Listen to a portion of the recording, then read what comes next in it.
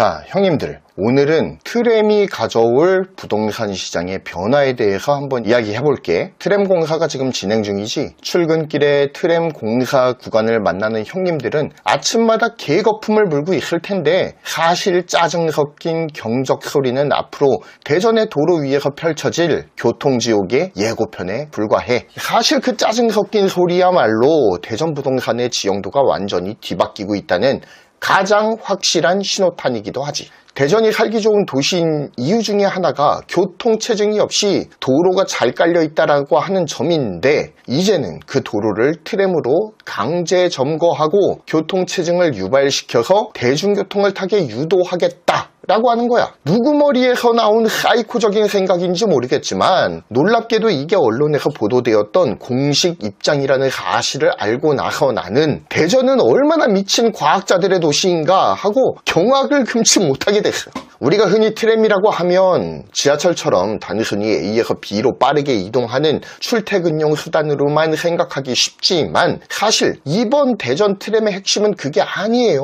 그 노선을 보면 초등학생도 알 수가 있어. 마치 유명한 유럽의 관광 도시들이나 해안가 관광지에서나 볼 법한 순환형 라인이라고 하는 점에 주목을 해야 돼. 이건 단순히 점과 점을 잇는 게 아니라 도시 전체를 하나의 반지처럼 동그랗게 묶고 있는 거잖아. 문제는 이 노선이 일자리로 가지 않는다는 거야. 대전의 일자리는 어디에 있지? 두 곳으로 나뉘어져 있는데 서구 둔산, 북대전의 대덕연구단지 이렇게 두 개라고 크게 말할 수가 있어. 정부 세종청사역은 존재하지만 연구단지 쪽으로 가는 노선은 찾을래야 찾을 수가 없단 말이야. 오히려 유성이나 서남부 쪽에서 자가용으로 연구단지로 가는 길은 트램이 차선을 잡아먹는 바람에 더 해리되고 말았지. 우리가 냉정하게 직시해야 될 점은 트램이 들어선다고 해서 대전의 교통체증이 해소되는 게 아니라 오히려 자동차를 타는 사람들에게는 재앙에 가까운 정체가 시작될 거라는 사실이야. 이로 인해 대전 시민들은 지방에 살지만 서울 사람과 같은 교통지옥을 경험하게 되어서 지옥문이 아주 서서히 열리고 있지만 트램은 이미 공사 중이기 때문에 대전 시민들은 온라인상에서는 불만을 토하고 있지만 현실에서는 한마디도 못하고 있는 상황이라 이거야. 대전 트램은 기존 도로의 차선을 점유하면서 달리는 방식이야. 출근 시간에 지금도 미어터지는 주요 도로에서 차선 두 개가 통째로 사라진다라고 한번 생각해봐. 출퇴근 시간대의 도로 정체는 지금과는 비교할 수 없을 만큼 심각해질 수밖에 없어.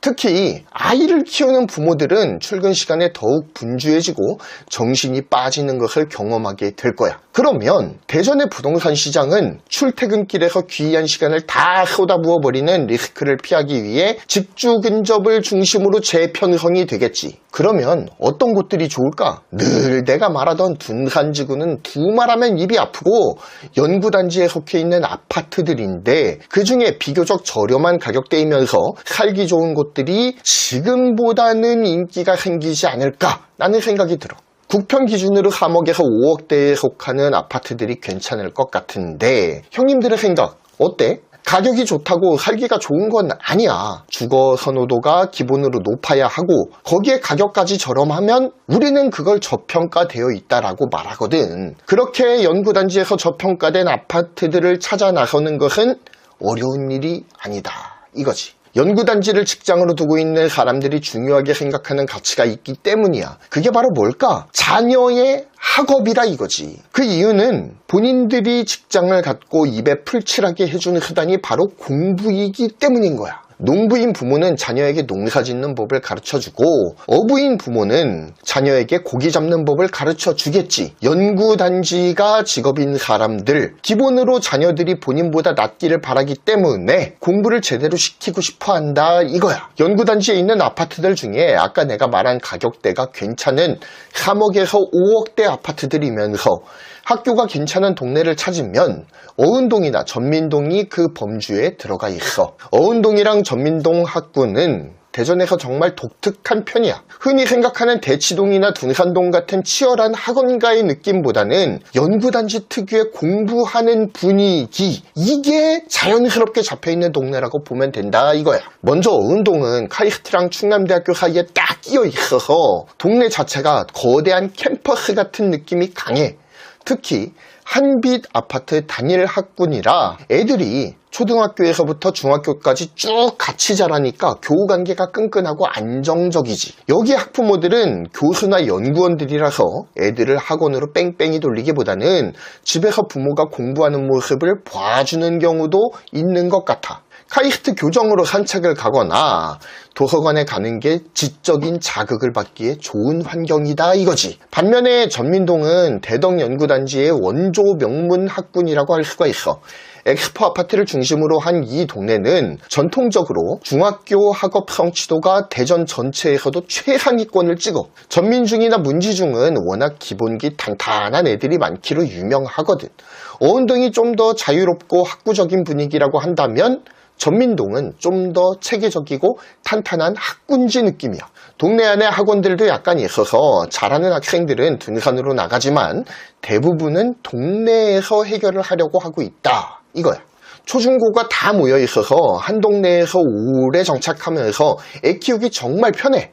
어운동이 주변이 좀 어수선한 거에 비하면 전민동은 잘 정돈이 되어 있고 넓고 쾌적함을 느끼게 해. 가격적인 측면을 보자면 엑스포 아파트는 재건축 이슈 때문에 가격적으로 조금 올라가 있는 상태라고 보고 있고, 세종이나 청구 아파트가 가격적인 메리트를 가지고 있다고 볼 수가 있어. 요약하자면 애가 좀 더 자율적인 환경에서 대학 인프라를 누리면서 크길 바란다면 어운동이 좋고, 전통적으로 검증된 면학 분위기와 탄탄한 중등 성적을 원한다라고 한다면 전민동을 고를 수가 있겠지.